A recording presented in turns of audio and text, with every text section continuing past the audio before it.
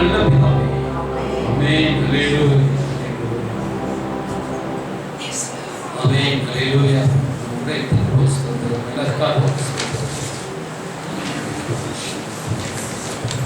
உபாகமம் புத்தகம் 30 அதிகாரம் 15 வசனத்தை எடுத்துக்கொள்வோம். உபாகமம் புத்தகம் 30 அதிகாரம் 15 வசனம். இதோ ஜீவனையும் நன்மையையும் மரணத்தையும் தீமையையும் என்று உனக்கு முன்னே வைத்தேன் சொல்றார். அல்லேலூயா. ஆண்டவர் நமக்கு இங்கே சொல்லுகிறபடி இதோ ஜீவனையும் ஆண்டவர் சொல்லுகிறார். ஜீவனையும் மரணத்தையும் அங்க நன்மையும் தீமையும் வைத்தேன் என்று ஆண்டவர் சொல்லுகிறார். அல்லேலூயா. ஸ்தோத்திரம். இந்த கீழே அப்படியே 19 வசனத்தை எடுத்து பார்த்தீங்கன்னா, நான் ஜீவனையும் மரணத்தையும் ஆசீர்வாதத்தையும் சாபத்தையும் உனக்கு முன்னே வைத்தேன். அல்லேலூயா. ஆண்டவர் நம்ம கொஸ்டின்ல சொல்லும் பொழுது ஆண்டவர் கேள்வியை கொடுத்து 4 பதிலையும் கொடுத்து அதில் ஒன்றை செலக்ட் பண்ணு சொல்லிட்டு நம்ம இப்போலாம் கொஸ்டின்ல கேட்குறான். அல்லேலூயா. ஆனால் காலங்கள் ஆகும்பொழுது இப்போ என்ன செய்யறாருன்னா, இப்போ ஆண்டவர் நமக்கு எப்படி கற்றுக் கொடுக்குறாருன்னா, கேள்வி மட்டுமல்ல 4 பதிலையும் கொடுத்தது மட்டுமல்லாமல் அவர் சொல்கிறாரு, பதிலையும் அந்த ஒரு பதிலை சூஸ் பண்ணும்போது கீழே பதிலை சொல்றாரு, நீ ஜீவனை செலக்ட் பண்ணிக்கோன்னு சொல்லுகிறார். அல்லேலூயா. பாருங்க 19 வசனத்துல சொல்ற, நீயும் உன் சந்ததி பிழைக்கும்படிக்கு நீ ஜீவனை தெரிந்து கொள் சொல்கிறார். அங்கே ஆண்டவர் நமக்கு கீழே சொல்றாரு, நீ ஜீவனை தெரிந்து கொள், அதை ரைட் பண்ணு. அல்லேலூயா. அதை என்ன செய், அதை நீ ரைட் பண்ணிக்கோ, ஜீவனை தெரிந்து கொள் அப்படின்னு சொல்லி நமக்கு சொல்கிறார். நமக்கு முன்பதாக எதை வைக்கிறார்? ஆண்டவர் சொல்றாரு, இதோ ஜீவனையும் நன்மையையும் மரணத்தையும் தீமையும் என்று உனக்கு முன்னே வைத்தேன். அல்லேலூயா. ஆண்டவர் நமக்கு 4 காரியங்கள் வைக்கிறார். என்னென்ன வைக்கிறாரு? ஜீவன் வைக்கிறாரு, நன்மை வைக்கிறாரு, மரணத்தை வைக்கிறார், தீமை வைக்கிறாரு என்று உனக்கு முன்னே வச்சுட்டே சொல்றாரு. அதில் நம்ம எதை தெரிந்து கொள்ளணுமா? ஜீவனையும் நன்மையும் தெரிந்து கொள்ளணும். அல்லேலூயா. அடுத்து கீழே கொஸ்டின் கேட்கிறாரு, நான் ஜீவனையும் மரணத்தையும் ஆசீர்வாதத்தையும் சாபத்தையும் வச்சிருக்கேன் சொல்றாரு. அல்லேலூயா. இதெல்லாம் வச்சுட்டு நீ எதை தெரிந்து கொள்ளணும்னு சொல்றாரு. கீழே சொல்றாரு, நீ பிழைக்கும்படி ஜீவனை தெரிந்து கொள் அப்படி சொல்றாரு. அல்லேலூயா. அந்நிய தேவர்களை நீ பணிந்து கொள்ளாமல், அந்நிய மக்களுடைய உடன்படிக்கையின்படி நீ நடவாமல், என்னுடைய கற்பனைகளின்படி என்னுடைய நியாயங்களின்படி நீ நடந்து அவைகளின்படி நீ செய்வாயானால் நீ ஜீவனை தெரிந்து கொண்டாய் என்று சொல்கிறார். அங்க அர்த்தம் சொல்றார் பாருங்க. ஸ்தோத்திரம். 16 நீ பிழைத்து பெருகும்படிக்கு நீ சோதனைக்கு போகிற தேசத்தில் உன் தேவனாய் கர்த்தர் உன்னை ஆசீர்வதிக்கப்படும்படியாக உன் தேவனாய் கர்த்தரிடத்தில் அன்பு கூறும், அவர் வழியில் நடக்கவும், அவர் கற்பனைகளையும் கட்டளை நியாயங்களையும் கைக்கொள்ளும் நான் இன்று உனக்கு கற்பிக்கிறேன். அல்லேலூயா. அவருடைய கற்பனைகளின்படி நடந்து, அவருடைய காவலை காத்து, அவருடைய வழிகளின்படி நடந்து ஒப்பு கொடுத்து நம்ம என்ன செய்யணும்? ஜீவனை வைக்க வேண்டும். அல்லேலூயா. ஜீவனையும் மரணத்தையும் ஏதோ நம்ம செலக்ட் பண்றோம், அதை ஆண்டவர் பார்க்கிறார். அல்லேலூயா. ஸ்தோத்திரம். இப்ப நம்முடைய வாழ்க்கையில் நம்ம எதை நம்ம செலக்ட் பண்ண போகிறோம்? இப்ப ஆண்டவர் வச்சுட்டார், ஜீவனை வச்சுட்டார், மரணத்தை வச்சிருக்கார், நன்மையும் தீமையும் வச்சுட்டார். நம்ம இப்பொழுது நம்ம ஜீவனை என்ன செய்யறோம்? பற்றி கொள்கிறோம். ஜீவனை, ஜீவனுள்ள வார்த்தைகளை, ஜீவ வசனங்களை, ஜீவ வார்த்தைகளை. அல்லேலூயா. இப்ப உங்க வாழ்க்கையில நீங்க உங்களுக்கு உண்மைதான் ஆண்டவர் வச்சுட்டாரு, ஆண்டவர் ஆட்டோமேட்டிக் எல்லாமே வாழ்க்கையை செயல்படுத்துவாரு அப்படின்னு நீங்க நினைக்க கூடாது. அல்லேலூயா. நீங்க அந்த ஜீவன் நோக்கி பின்தொடரணும். அவர் வழிகளின்படி நடப்பதற்கு நம்ம தான் நடந்து போகணும். நம்ம தான் என்ன செய்யணும்? அவருடைய வழிகளை நடப்பதற்கு முயற்சி பண்ணி அவரை நம்ம பின்பற்றி கொண்டே போகணும். அல்லேலூயா. ஆண்டவரை நடத்துவார்னு சொல்லி அப்படியே நம்ம என்ன செய்யறாரு?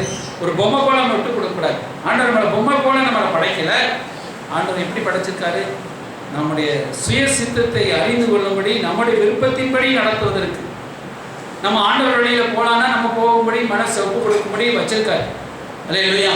ஆண்டவரால் கரம் பிடித்து அதை நம்ம ஒப்பு கொடுக்கும் பொழுது ஆண்டவர்களை கரப்பிடித்து நடத்துவார் ஒரு பகுதி இருந்தாலும், நம்முடைய மனது, நம்முடைய எண்ணங்கள், நம்முடைய சிந்தனைகளை ஆண்டவர் பக்கமாக அப்படியே கொண்டு போகும். அல்லேலூயா. கொண்டு போகும் பொழுது ஆண்டவர் நமக்கு ஜீவனையும் ஆசீர்வாதத்தை வைக்கிறார். அந்த ஜீவனையும் ஆசீர்வாதத்தையும் நாம் தெரிந்து கொள்வதற்கு நாம் என்ன செய்யணும்? ஏன்னா ஜீவனையும் வச்சுட்டா நம்ம ஜீவனை செலக்ட் பண்ணி வந்துட்டோம். இப்போ இயேசு கிறிஸ்து ரட்சகரும் வந்துட்டோம். இப்போ இயேசு கிறிஸ்து மெய்யான ஆண்டவர் வந்துட்டோம். ஆனால் சில குறைகள் இருக்கிறது. சில கஷ்டங்கள் இருக்கிறது. ஏன் சில ஆசீர்வாதத்தை நம்மளால் சுதந்திரித்துக் கொள்ள முடியல? ஏன் அப்படிங்கிட்ட நம்மகிட்ட சில குறைகள் இருக்குது, நம்மகிட்ட காரியங்கள்லாம் இருக்குது. நம்ம ஜீவனோடு கூட இந்த தீமையை நம்ம பேசி விடுகிறோம். நம்ம சில வேளையில நம்ம தீமையை நம்ம செலக்ட் பண்ணி விடுகிறோம். மரணத்துக்குரியானதான காரியங்களை நம்ம தெரிந்து கொண்டு விடுகிறோம். அப்பொழுது மரணமும் நம்முடைய வாழ்க்கையில கசப்பும் தீமையும் நம்முடைய வாழ்க்கை வந்து அட்டாக் பண்ணுது இல்லையா? ரோட்ல போகிறோம், திடீர்னு ஒரு பிள்ளை கீழே விழுந்துருது, திரும்ப எந்திரிச்சிக்கிறது, சைக்கிள் ஓட்டுது, சைக்கிள் ஓட்டும் கீழே விழுந்துருது, வண்டியில் போகும்போது கீழே விழுந்துருது, அடிபட்டுறது. காரணம் என்ன? திரும்ப அது காயம் கட்டி வந்து திரும்ப வண்டி ஓட்டுது. ஆனால் வண்டி ஓட்டும் போது அடிபடாமல் போனால் அது ஒரு நல்ல நன்மை இல்லையா? சோதரம். அப்போ நம்முடைய வாழ்க்கையில் நம்ம அடிபடாமல் சரியாக நம்ம போகணும். வாழ்க்கையில் நம்ம காலங்கள் ஆரம்ப காலத்தில் நம்ம அடிபட்டோம், விழுந்து எழுந்திரிச்சு வண்டி ஓட்டணும், சைக்கிள் ஓட்டணும்.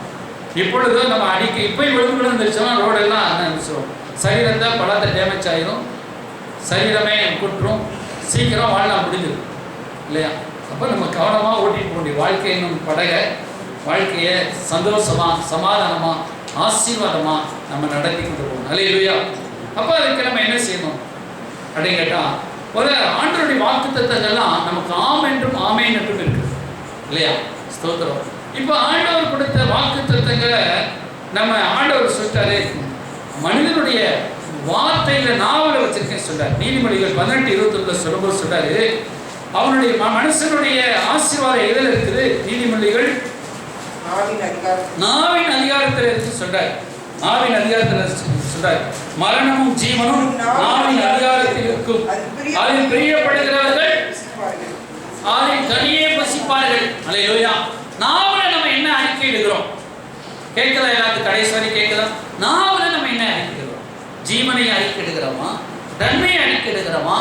ஆசீர்வாதத்தை அறிக்கையிடுகிறோமா? கசப்புகளை அறிக்கையிடுகிறோமா? பொல்லாப்பை அறிக்கையிடுகிறோமா? பலவீனத்தை அறிக்கையிடுகிறோமா? தீமையை அறிக்கையிடுகிறோமா? நம்ம எதை அறிக்கையிடுகிறோம்? நாவின் அதிகாரத்தில் ஆண்டு வச்சிருக்காரு. அல்லேலூயா. இப்ப நீதிமொழி 18:21 இப்ப எல்லா கவனமாக கேளுங்க. இப்ப நாவல ஆண்டு வச்சிருக்கிறாரு. நீதிமொழி 18:21 சொல்லிட்டார், நாவல அதிகாரம் இருக்குது. ஜீவனை நீ தெரிந்து கொண்டு ஜீவனை பேசினால் ஜீவன், மரணத்தை பேசினால் மரணம். அப்புறம் என்ன சாதல் எதை நீங்க பிரியப்படுறீங்களோ அதன் கனியை நீங்க புசிப்பீங்கன்னா என்ன அர்த்தம்? நீங்க எதை பேசுறீங்களோ அதன் பலன் உங்களுக்கு வரும் சொல்றாரு. அல்லேலூயா. இப்ப ஆண்டவர் சொல்றது நடக்குமா? இப்ப நம்ம சொல்றது நடக்குமா? வேதம் சொல்றது நடக்குமா? அல்லது கடவுள் சொல்றது நடக்குமா? புரியுதா உங்களுக்கு? இப்ப 4 கொஸ்டின் உங்களுக்கு கேட்கிறேன். இன்னொரு அறிக்கை, மனுஷர் சொல்றது நடக்குமா? ஒண்ணு மனுஷருடைய அறிக்கை. உங்க சுத்தி இருக்கிற ஜனங்கள்லாம் ஒரு அறிக்கை சொல்லுது உங்களுக்கு, இவர் ரொம்ப ஓஞ்சு போயிடுவான் அல்லது நல்லா வரா இருப்பான் சரி வச்சுக்கோ. ஒண்ணு மனுஷர் சொல்ற அறிக்கை. ரெண்டாவது தேவன் ஒரு அறிக்கை கொடுக்கிறார். தேவன் என்ன அறிக்கை கொடுக்கிறார்? நீ நன்றாக இருப்பாய், நீ ஆசீர்வாதமாக இருப்பாய், நீ சுகமாக இருப்பாய். மூணாவது உங்க சூழ்நிலை ஒரு அறிக்கை கொடுக்குது. உங்க சூழ்நிலை என்ன இருக்குது? கடன் பிரச்சனை ஒன்று இருக்கு வச்சுக்கணும். கடன் பிரச்சனை இருக்குது, ஒரு வருமானம் கம்மியாக இருக்குது, ஒரு 5000 ரூபாய் இருக்குது வருமானம் கம்மியாக இருக்குது, வேலை இல்லை, வீட்டில் கஷ்டம், துன்பங்கள் பிரச்சனைகளாக இருக்குது, ஒரு பக்கம் வியாதி, உங்கள் சூழ்நிலைலாம் சொல்லுது. இது மத்தியில் வெளியில இருந்து ஒரு அறிக்கை வருது. என்ன இருக்கிறது? அவ்வளோதான். நீங்கள் இப்போ டாக்டர்கிட்ட போகிறாங்க, டாக்டர் சொல்கிறாரு நீங்கள் 10 வருஷமா அந்த மாத்திரை சாப்பிடணும்னு சொல்கிறாரு. உங்கள் ஆயுஷ் நாட்கள் இவ்வளோதான் ஆயுஷ் சொல்கிறாரு. இந்த வியாதி வந்துருச்சு அவ்வளோதான் உங்களுக்கு அப்படின்னு சொல்லிட்டாரு. அப்போ நீங்கள் எதை நம்புவீங்க? நீங்கள் என்ன சொல்கிறீங்க? அல்லேலூயா. இந்த 4 அறிக்கையில் நீங்கள் எது உங்கள் வாழ்க்கையில் நிறைவேறும்? தேவன் சொல்லுகிறதை விசுவாசித்து உரிமையாக்கிக் கொள்ளுங்கள். ஆண்டவர் என்ன சொல்றாரு? அது மேலே பாருங்க. நான் திரும்ப உங்களுக்கு தேவவசனம். அவனவன் வாயின் பலனால் அவனவன் வயிறு நிரம்பும். அவன் என்ன பேசிக்கிட்டே இருக்கிறானோ, என்ன சொல்றானோ அது என்ன செய்யும்? அவனவன் வயிறு அப்படியே நிரம்பும் சொல்றாரு. அடுத்து என்ன சொல்றாரு? அவனவன் உதடுகளில் அவனவன் திருப்தியாவான். அவனவன் பாருங்க, அவனவன் உதடுகளின் விளைவினால் அவனவன் திருப்தியாவான்.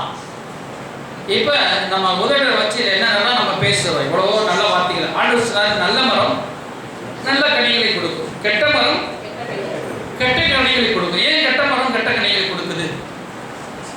கெட்டதை பேசுறது, கெட்டதை சிந்திக்கிறது, இப்படியே நடக்கிறதுனால, அது கெட்டதினால நிறைஞ்சிருக்கிறதுனால கெட்ட கனிகளை கொடுக்குது இல்லையா? இப்ப நல்ல மரம், இப்ப நான் ஒரு பழம் தண்ணி பூசணின்னு சொல்லுவாங்கல்ல, அது வந்து நல்ல தண்ணியா இருந்துச்சுன்னா நல்ல சிவப்பா, நல்ல தித்திப்பா, நல்ல சுவையா கிடைக்கும். அதில் உப்பு தண்ணியில போட்டு விளங்கி வந்துருச்சுன்னா அது எப்படி வரும்? உப்பு துப்பரிச்சு வரும், அந்த பழத்தை சாப்பிட உப்பரிச்சு வரும். இப்போ உங்களுக்கு உங்க இதயத்துல என்ன இருக்குதோ அதுதான் உங்க வாழ்க்கையில பிரதிபலித்து காட்டும். புரியுதா உங்களுக்கு? உங்க வாழ்க்கையில என்ன, அப்போ உங்க வாழ்க்கையில வெளித்தோற்றமான வாழ்க்கை, வெளித்தோற்றமான காரியம், வெளித்தோற்றமான கிரியையில உங்க இதயத்துல என்ன இருக்குதோ அதே போலதான் உங்க வாழ்க்கையும் அமையும். உங்க இருதயம் நன்மையினால் நிரம்பி இருந்துச்சுன்னா உங்க வாழ்க்கை நன்மையினால் நிரம்பும். அதான் சொல்றது, உங்க அவனவன் வாயின் பலனால் அவன் வயிறு நிரம்பும், முதலில் விளைவினால் அவனவன் திருப்தியாவான். இருதயத்தின் நினைவே வாய் பேசும் சொல்றார் ஆண்டவர். உங்க இருதயத்தில் உள்ளவைகளே உங்களை தீட்டுப்படுத்தும் சொல்றார். இருதயத்தில் நல்லது இருந்துச்சு, நல்லது நடக்கும் சொல்றார். சரி, இப்ப 4 கொஸ்டின் கேட்டேன். என்ன கொஸ்டின் கேட்டேன்? இங்க கவனம் வைங்க. மனுஷனுடைய அறிக்கையா, அல்லது தேவனுடைய அறிக்கையா, அல்லது சூழ்நிலை அறிக்கையா, அல்லது உங்களின் அறிக்கையா? நான் சொல்றதுதான் நடக்கும்.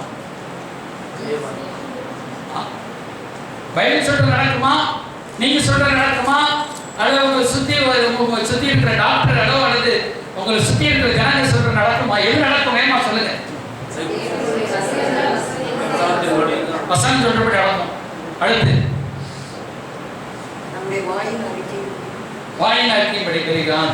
அடுத்து வேமா சொல்லு. இப்ப வசனம் சொல்றதும் நடக்காது, உங்க சூழ்நிலை சொல்றதும் நடக்காது. உங்க வார்த்தை என்ன சொல்றதோ அதுதான். நீங்க விசுவாசித்து ஆண்டவருடைய வார்த்தை எடுத்து நீங்க பேசினீங்கன்னா அது கர்த்தருடைய வார்த்தை அப்படியே உங்க வாழ்க்கை நிறைவேறும். ஆண்டவர் வசனம் ஏற்கனவே கொடுத்தார். ஆண்டவர் சொல்றதா நீ நல்லா இருப்ப, நல்லா இருக்கும் தான் சொல்லியிருக்க. அப்ப சர்ச்சுக்கு வர எல்லாரும் நல்லா இருப்பீங்க. யாருக்குமே கடன் இருக்கு, எனக்கு கடன் இருக்கு, உங்களுக்கு எல்லாத்துக்குமே கடனே இருக்காது. அப்ப ஆண்டவர் நல்லா இருக்குன்னா எல்லாரும் நல்லா இருக்குன்னு தான் சொல்லிட்டார். அவர்கிட்ட பட்சபாதமே இல்லை. ஆனா நீங்க என்ன சொல்றீங்க? நீங்க என்ன சொல்றீங்க? எனக்கு ஜெயம் கிடைக்கும் அப்படின்னா உங்களுக்கு ஜெயம் கிடைக்கும். டாக்டர் போனா நீ காலமெல்லாம் மருந்து சாப்பிடணும்னு சொல்லிட்டாருன்னா காலமெல்லாம் மருந்து சாப்பிடும். ஆமா, டாக்டர் சொல்லிட்டாரு, அவர் மேல இருக்கிற டாக்டர் சொல்லிட்டாரு, நான் என்ன செய்வேன்? சுகமாவேன்னு சொல்லியிருக்கிறாரு, இந்த 2 மாசத்துல என் மாத்திரை குடிச்சு கொள்ள போறேன் அப்படின்னு நீங்க அறிக்கைட்டீங்கன்னா உங்களுக்கு என்ன செய்யும்? 2 மாசத்துல வியாதி தீர்ந்து மாத்திரை முடிஞ்சிடும். அல்ல இல்லையா? இல்ல காலமெல்லாம் நான் மாத்திரை சாப்பிட போறேன். நான் டாக்டர் போனேன், உங்களுக்கு ப்ரெஷர் வர்றதுக்கு டாக்டர் பார்த்தாரு, ஒரு அடுத்த வாரம் வாங்க, உங்களுக்கு இதே ப்ரெஷர் இருந்துச்சுன்னா உங்களுக்கு மாத்திரை நீங்க தொடர்ந்து எடுக்கொண்டிருக்கும். 1 வாரத்துல ப்ரெஷர் நீங்கிருச்சுன்னா நீங்க மாத்திரை சாப்பிட வேண்டியதுன்னு சொல்லிட்டாரு நம்ம ஊர் டாக்டர். நான் நேரத்தில் மாமியார் வீட்டுக்கு போயிருந்தேன்னா அங்கே போய் பொரிச்சு மீனா போட்டாங்க. சரி, ஏதோ ஒன்று அதையும் அடிச்சு மாட்டியாச்சு. மறுவாரம் வந்து திரும்ப அதே ப்ரெஷர் இருக்குது, கூட ஒரு 5% கூடி இருக்குது. டாக்டர் பார்த்தா, நம்ம ஊர் டாக்டர் பார்த்துட்டு கூட இருக்குது. நீங்க ப்ரெஷர் மாத்திரை சாப்பிடாம விட்டீங்கன்னா ஒன்று கிட்னி அடிக்கும், இல்லைன்னா ஏதோ ஒன்று அடிச்சுட்டே இருக்கும். அதனால நீங்க கண்டிப்பாக சாப்பிடணும்னு சொல்லிட்டாரு. ஐயோ போச்சுதான், மாத்திரை சாப்பிடக்கூடாதுன்னு நினைச்சா ஏற்கனவே சிறப்பில் நிறையா சாப்பிட்டு ஜெபம் பண்ணி ஆண்டவர் ஜீவனை கொடுத்தாரு. சரி சொல்லிட்டு சரிங்க டாக்டர் எழுதி கொடுங்க சொல்லி அப்புறம் ஜெபம் பண்ணிட்டு அப்புறம் இன்னொரு டாக்டர் பார்ப்போம். அவர் என்ன சொல்றாரு? அவர் பார்த்தாரு. சரி பார்த்துட்டு இன்னொரு டாக்டர் உங்களுக்கு ப்ரெஷர்ல இந்த வயசு வராதே சொல்லிட்டாரு. இன்னொரு டாக்டர் மனைவி பார்த்தா மனைவி பார்த்துட்டு உங்களுக்கு அல்சர் இருக்குது, அல்சர் மாத்திரை சாப்பிடுங்க, இந்த 1 மாசமும் ப்ரெஷர் கேட்டு மாத்திரை சாப்பிடுங்க, 2வது பார்ப்போம். பாருங்க, நான் விசுவாசம் அடிக்க ஆண்டவரே சுகமாக்கும் ஐயா. காலமெல்லாம் மாத்திரை சாப்பிட்ற காசெல்லாம் அவனுக்கு ஊழியத்து கொடுக்குறப்பா, சுகமாக்குமாப்பா. காலமெல்லாம் மாத்திரை சாப்பிடக்கூடாது அப்படின்னு ஜோகம் பண்ணேன். 1 மாசம் ஆச்சு, 2 மாசம் ஆச்சு. அதே மாதிரி பார்த்தா ப்ரெஷர்லாம் நார்மல் ஆயிடுச்சு. ஒரு அடுத்த ஒரு 2 மாசம் கழிச்சு பிரஷர் பார்த்தேன், அப்பயும் நார்மல் ஆயிடுச்சு. அப்புறம் திடீர்னு ஒரு பயந்து போய் பார்ப்பேன், அப்பயும் நார்மலாக தான் இருக்கும். அல்லேலூயா. அப்ப ஸ்தோத்திரம். அப்ப நம்ம என்ன அறிக்கை எடுக்கிறோம்? காலமெல்லாம் மாத்திரை சாப்பிடணும்னு ஒப்பு கொடுத்துட்டா அப்படியே மாத்திரை சாப்பிட்டுட்டே இருக்கும் இல்லையா?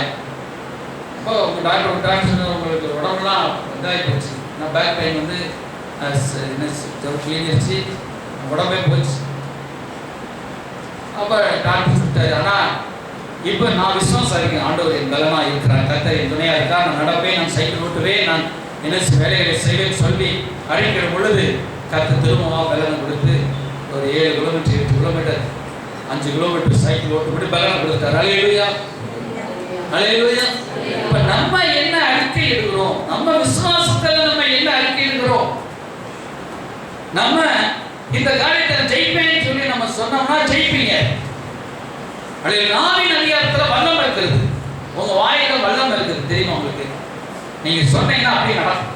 அவர் ஆண்டவர் என்ன சொன்னார்? இந்த மலையை பார்த்து, இந்த மலையை பெயர்ந்து நீ சமுத்திரத்திலே போய் விழ கடவா என்று அவன் சொன்னான், அவன் சொன்னபடியே ஆகும்.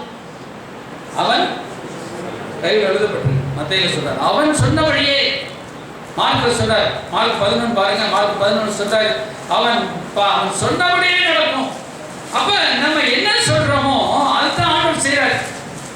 அதுக்காக எனக்கு பிரேம் வேணும் அது நீங்க கேட்கல, உங்களுக்கு தேவை சுகத்தை நீங்க கேட்கறீங்க. மார்க் 11:23 சொல்றார், மார்க் 11:23, எவனாக இந்த மலையை பார்த்து நீ பெயர்ந்து சமுத்திரத்திலே தள்ளுண்டு போ என்று சொல்லி தான் சொன்னபடியே நடக்கும் என்று தன் இருதயத்தில் அவன் சந்தேகப்படாமல் விசுவாசித்தார், அவன் சொன்னபடியே ஆகும். அல்லேலூயா. சோ அந்த ஆண்டவர் அந்த இடத்துல 2 தடவை சொல்றார் பாத்தீங்களா? அவன் சொன்னபடியே, அவன் சொன்னபடியே அப்படி சொல்றார். நீங்க என்ன சொல்றீங்க? நான் தரித்திரத்தில் உட்கார்ந்திருப்பேன் அப்படின்னு சொன்னா தரித்திரத்திலே உட்கார்ந்திருப்பேன்.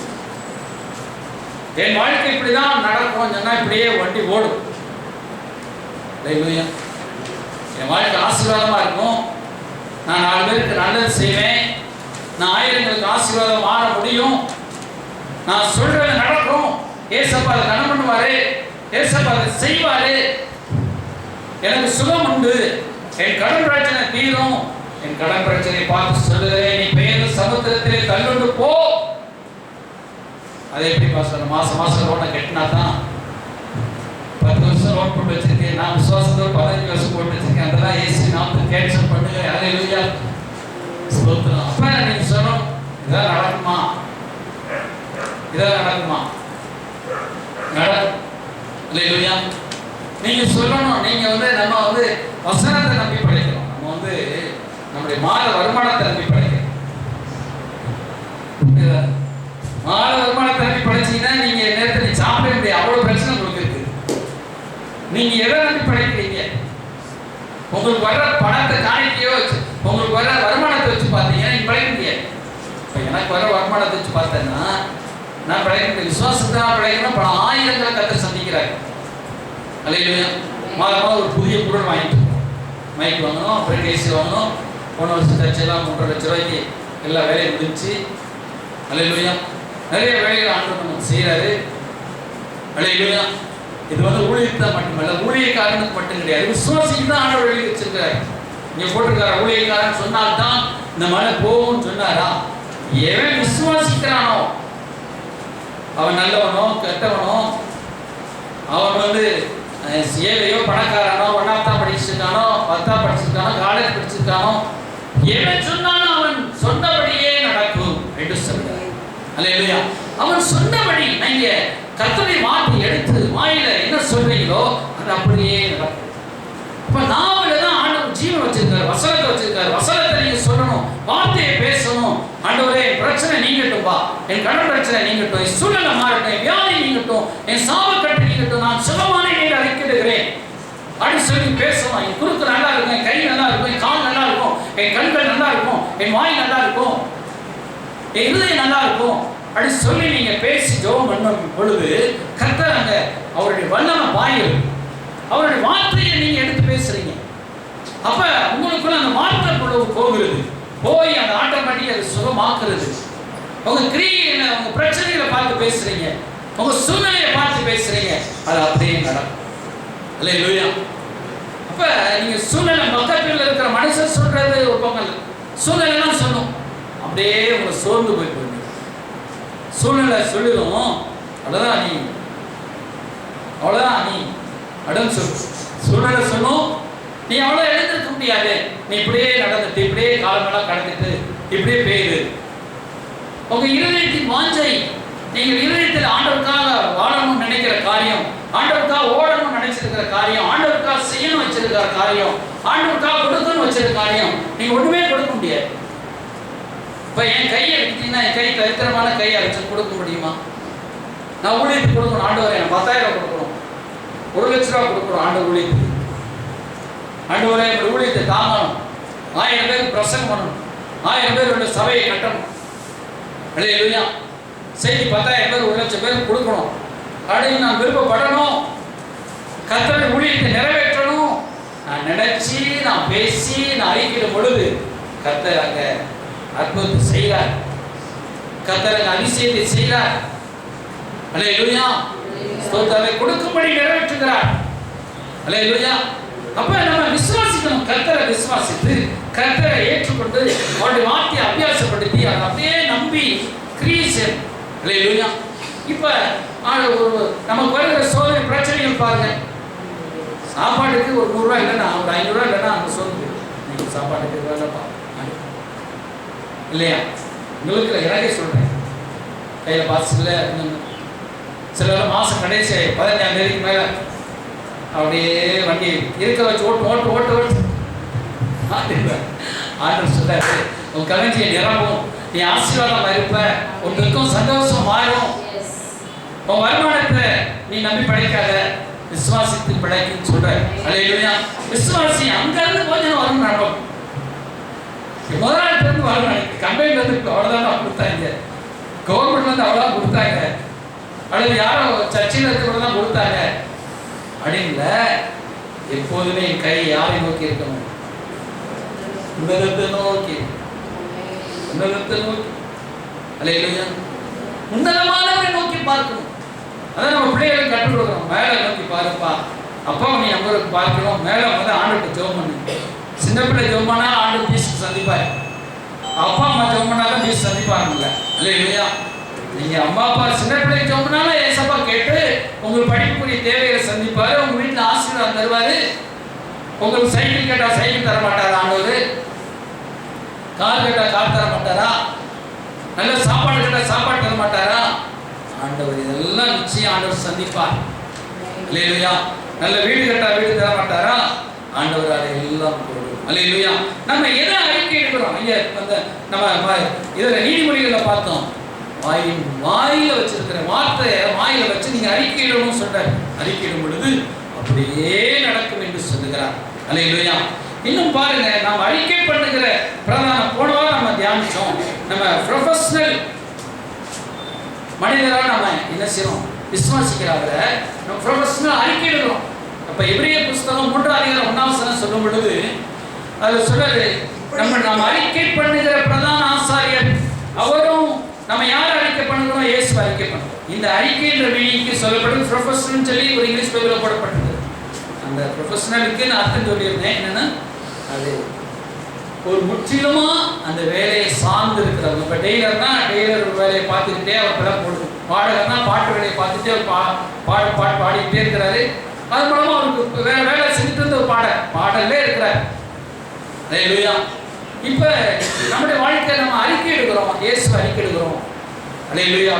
நாம் எந்நேரம் அறிக்கைக்கிட்டே இருக்கிறோம், ஆண்டவர் நடத்துவார், ஆசீர்வதிப்பார். அல்லேலூயா. அப்புறம் பாருங்க, கிரிக்கெட்னா நான் சொன்ன மாதிரி கிரிக்கெட் விளையாடிட்டே இருக்கிறாங்க, அவங்க ஜெயிச்சாதான் அவங்களுக்கு டோர்னமெண்ட்ல ஜெயிக்கிறாங்க, பணம் வருது, அதை வச்சு வாழ்றாங்க, டெய்லி கிரிக்கெட் விளையாடி பண்ணிக்கிட்டே இருக்கிறாங்க, நேரம் மாதிரி விளையாடிக்கிட்டு தேர்ச்சி அடைகிறாங்க இல்லையா? அதுவும் இப்ப நம்ம வந்து இப்ப நான் பிரசங்கம் பண்றேன் சொன்னேன், பிரசங்கம் பண்றதுனால நான் எனக்கு பிழப்பு உண்டாகுன்னு நீங்க நம்பலாம். ஆனா நான் பிரசங்கம் பண்றதுனால ஊழியம் செய்யறதுனால பிழப்பு உண்டாகல, நான் கர்த்தரை நம்புறதுனால பிழப்பு உண்டாகுது. அல்லேலூயா. ஒவ்வொரு விசுவாசியும் எதனால அவனுக்கு பிழைப்பு உண்டாகிறது? எதனால பிழைப்பு உண்டாகுது. உண்மையாவா? நீங்க வேலை பார்த்தா தான் உங்களுக்கு பிழைப்பு உண்டாகுதா இல்லையா? இப்போ கனியை வச்சு தகர கடையில் தகர தட்டி வேலை பார்த்தா தான் ஒவ்வொருத்தரும் ஒரு தொழில் கொடுத்துருக்காரு. ராஜேஷ் கம்பெனிக்கு போனால் தான் பிழைப்பு. உங்களுக்கு கவர்மெண்ட் ஒரு சிலர் கவர்மெண்ட் போனால் தான் பிழைப்பு, ஒரு சிலருக்கு வேலைக்கு போனால் தான் பிழைப்பு. ஆனா விசுவாசிக்கு பிழைப்பு எங்க இருந்து வரணும்? எதுல இருந்து வரணும்? விசுவாசத்தினாலயா? செய்கிற வேலையினாலே. விசுவாசத்தினால் நீதிமான் பிழைப்பான். அதான் பைபிள்ல போட்டிருக்குது. ஆட்டோ நீங்க 1000 ரூபாய்க்கு போட்டுனாலும் 1500 ரூபாய் செலவு பண்ணிக்கும். திடீர்னு நம்ம சர்ச்சுக்கு ஆட்டோ எடுத்தாரு, முதல் நாள் எடுத்தாரு, ரெண்டாவது நைட்டு அவருக்கு வந்து பிரச்சனை. ஒரு இதில் போய் அவன் வந்து இடிச்சாலே இவர் இடிச்சாலும் தெரியல, 5000 ரூபாய் பையனை கட்ட வேண்டியாயிருச்சு. பாருங்க, 1000 வந்து 5000 பிரச்சனை நிற்குது. 30,000 வருமானம் வந்து 35,000 நிற்குது பிரச்சனை. மலைபோல நிற்குது. அது பனி போல ஒரு வீடு வச்சுக்கிறவங்க தான். அல்லேலூயா. நமக்கு 10,000 வருமானம் வந்து 15,000 செலவு நிற்குது. பிழைப்பு இப்படி விளப்பு ஆண்டவர் நம்பி கர்த்தர் தான் சொல்றாரு, விசுவாசி. சாத்தான் கொண்டு வரான், நெருக்கங்களை கொண்டு வரான். நம்ம விசுவாசத்தினாலே பிழைக்கிறோம். நம்ம கவர்மெண்ட்டை நம்பி இல்லை, நம்ம செய்யற வேலையை நம்பி இல்லை. கொரோனா நேரத்தில் வேலையை போச்சு எல்லாரும். கர்த்தர் நடத்தினார். அன்னைக்கு தான் நாங்கள் எல்லா கடனையும் அடைச்சோம். பேங்க்ல இருக்கிறதும் அரியர் கடன் அடைச்சோம். மீனை வாங்கி கொடுத்தாங்க 5000 ரூபா. மீனாக இருக்குது. அப்புறம் அடையா பாருங்க, நம்ம விசுவாசிக்கிறோம். விசுவாசத்தினால் நீதிமான் பிழைப்பான். அப்ப நீங்க இப்ப கலங்கலாமா? 20ஆம் தேதி ஆயிடுச்சு, 25ஆம் தேதி ஆயிடுச்சு, கையெல்லாம் பணமே இல்லை. நம்ம கேட்கிறோம், தாங்க எனக்கு 1ஆம் தேதி வந்துடும். பொதுவாக சொல்றேன், எனக்கு சேர்த்து உங்களா தான் சொல்றேன், எனக்கு கூடாது. 1ஆம் தேதி வந்துடும், வந்துடுறேன். எதை நம்புறோம்? 1ஆம் தேதி சம்பளம் வரும், கம்பெனில இருந்து ஆபீஸ்ல இருந்து சம்பளம் வரும். அதை நம்பி நம்ம கேட்கிறோம். கொஞ்சம் வார்த்தை மீனியம் மாற்றி ஆண்டவர் எனக்கு தருவார். வார்த்தையில் எங்க மனசுல எங்க போயிடுச்சு? 1ஆம் தேதி போயிடுச்சு. அப்ப ஆண்டவர்கிட்ட நோக்கி பார்க்க வேண்டிய வார்த்தை 1ஆம் தேதி ஆபீஸை நோக்கி போகுது. கர்த்தர் சொன்னாரு, நான் 1ஆம் தேதி நடத்தின ஆண்டவர் அதே நாள் 25ஆம் தேதி காலத்தை கொண்டு போஷித்த ஆண்டவர் நான் உன்னை போஷிப்பேன். அல்லேலூயா. இப்ப நம்ம எதனால நம்மளை பிழை போடுகிறது? வேலை இல்லை. மலேசியாவில் ஒரு நாட்டில் ஒரு நல்ல கணவன் மனைவி வேலை 2 பேருக்கு போயிடுச்சு. அப்போ அவங்க எப்படி சாப்பிடுவேன்னு கேட்டால் சொல்கிறாங்க, ஆண்டவர் 6 மாதம் ஆச்சு, ஆண்டவர் விசுவாசத்தை நடத்துறாருன்னு சொல்கிறாங்க. அல்லேலூயா. அப்போ அவங்களுக்குள்ள ஒரு நம்பிக்கை, விசுவாசம் என்னும் நம்பிக்கை. அல்லேலூயா. அப்போ விசுவாசிக்கு யார் மேலே அப்படி முழுவதும் நம்பிக்கை இருக்கணும்னா கர்த்தர் மேலே நம்பிக்கை இருக்கு. அல்லேலூயா. கர்த்தர் முழுவதும் நம்பிக்கை.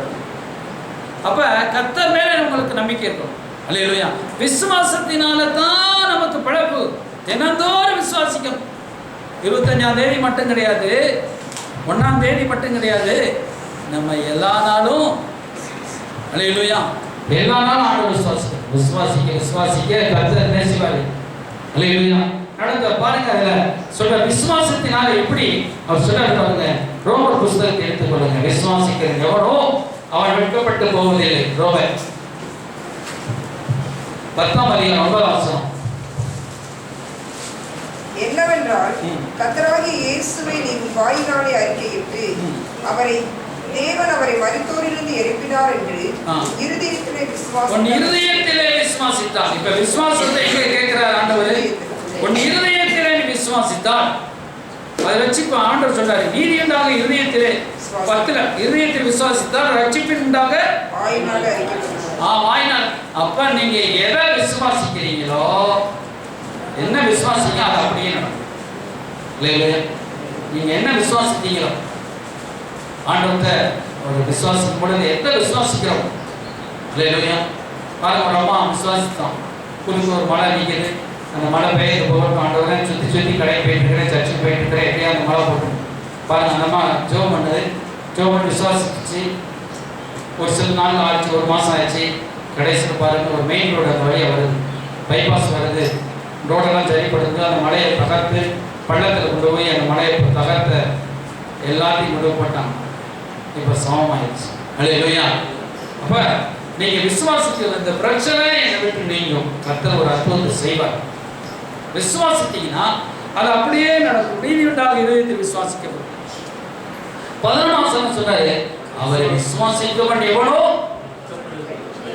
அவன் வெட்கப்பட்டு போவதில்லை. எவன் விசுவாசிக்கிறான்? இப்போ 1ஆம் கிளாஸ் படிக்கிறவன் விசுவாசிக்கிறான், டிகிரி முடிச்சவன் விசுவாசிக்கிறான், டாக்டர் முடிச்சவன் விசுவாசிக்கிறான். இப்போ யார் விசுவாசிக்கிற ஆர்டர் கேட்பாரு? டாக்டர் சொன்ன உடனே கேட்பாரா? 1ஆம் கிளாஸ் படிச்சு விசுவாசிக்க மாட்டாரா?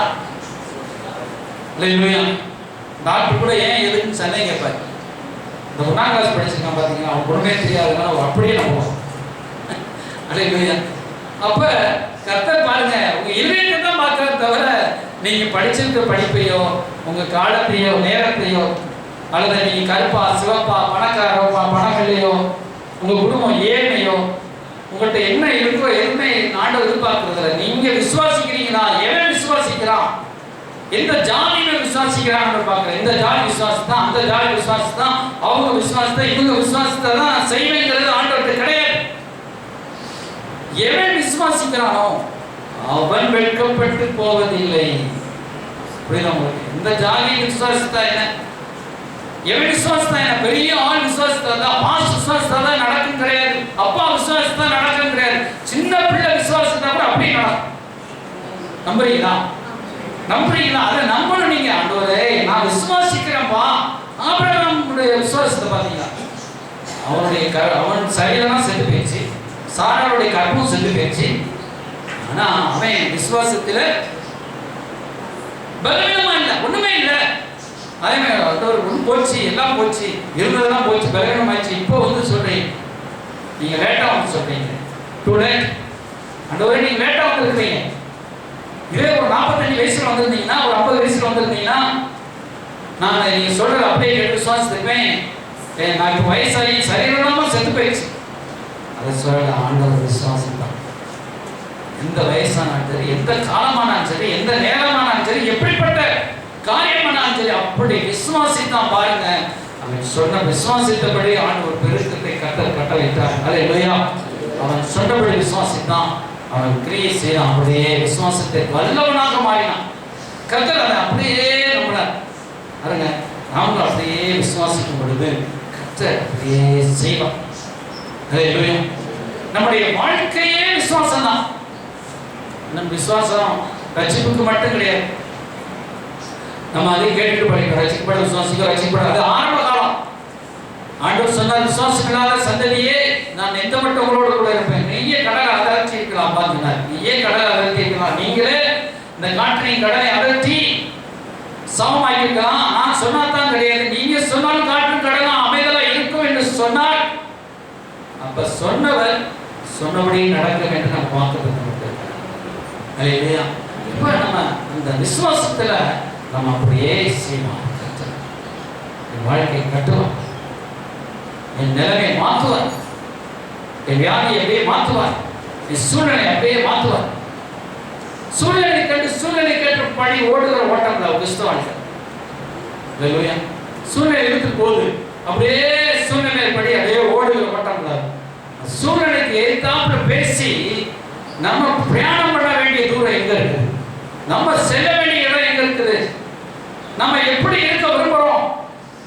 நம்ம தரித்திரத்துல இல்லாமலேயும் கஷ்டத்துல வேதனையும் பிரச்சனையும் வாழ்க்கை இருக்கிற ஒரு படி அடையே இருக்கணும்னா அப்படியே இல்லையா?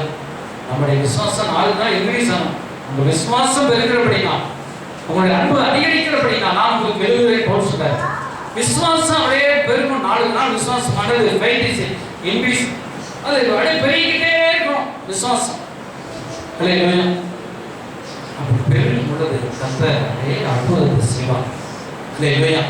அப்போ உங்களுக்குள்ள ஒரு நம்பிக்கை, இயேசு இதையெல்லாம் செய்ய வல்லவர், இதை செய்ய வல்லவர். அல்லேலூயா. அப்படியே நம்பணும். அப்புறம் அப்படியே விசுவாசம் தான் அப்படியே அவனுக்கு அப்படியே நடக்குது. நம்ம விசுவாசிக்க ஒரு பக்கம் அவிசுவாசம். அந்த பிறகு நம்ம விசுவாசிக்கிறோம், கெட்டு போனா என்ன நடக்க போகுது, அப்படியே நடக்கும். நான் செத்தான் தீர்வு பிரச்சனை அடைஞ்சிருப்பாங்க, செத்தான் இந்த பிரச்சனை தீர்வு. இப்படியே வாழ்க்கை இப்படியே ஓடிவிட்டா, உங்களோட மாறிடுச்சே வாழ்க்கை போயிடும்டா சொல்றாங்க. சொல்லி இந்த கடன் பிரச்சனையோட பாவுட்டுதான், இந்த கஷ்டத்தோட நீ அவுட்டுதான் அப்படின்னு உலகம் சொல்லணும், மனசு சொல்லணும். நீ சொல்லணும், நான் இயேசு விசுவாசி, இயேசு எனக்குள்ள இருக்கிறாரு, நான் இந்த பிரச்சனையிலிருந்து எழுப்பி வருவேன், இதை காட்டி மேலாம் பெரிய காரியத்தை செய்வேன், கர்த்தர் எனக்கு ஆசீர்வாதம் வச்சிருக்காரு. எத்தனையோ ஒரு வேலையெல்லாம் போயிடுச்சு. ஒரு உலகத்தில் வேலை இல்லாமல் கம்பெனிக்கு அனுப்பிடுறாங்க. அவங்க பாருங்க ஒரு தொழிலை தொடங்கி பல ஆயிரத்துக்கு வேலை கொடுக்குறவங்களாம் மாறிட்டாங்க. ஒரு விசுவாசி ஞாயிற்றுக்கிழமை சர்ச்சைக்கு வரக்கூடாது சொல்லி சர்ச்சைக்கு போனதுனால ஒரு கம்பெனியில் வேலையை கொடுத்துட்டாங்க. அவர் வந்து போய் என்னால் ஞாயிற்றுக்கிழமை சர்ச்சை நாளைக்கு வேலையை கொடுத்தாங்க போகல அப்படின்னு சொல்லி ரோட்டில் வீட்டில் என்ன செய்கிற தோட்டத்தில் மண்ணை வெட்டிட்டு இருக்காரு. மண்ணை வெட்டி செடி வேலை பார்த்துட்டு இருக்காரு. அதனால ஊக்கு மாதிரி பின்ன வந்து இப்படி ஒல்லியாக தான் இருக்கும், குண்டூசி மாதிரி இருக்கும். சட்டையை கிழிஞ்சு போன சட்டையை மாட்டிருக்காரு.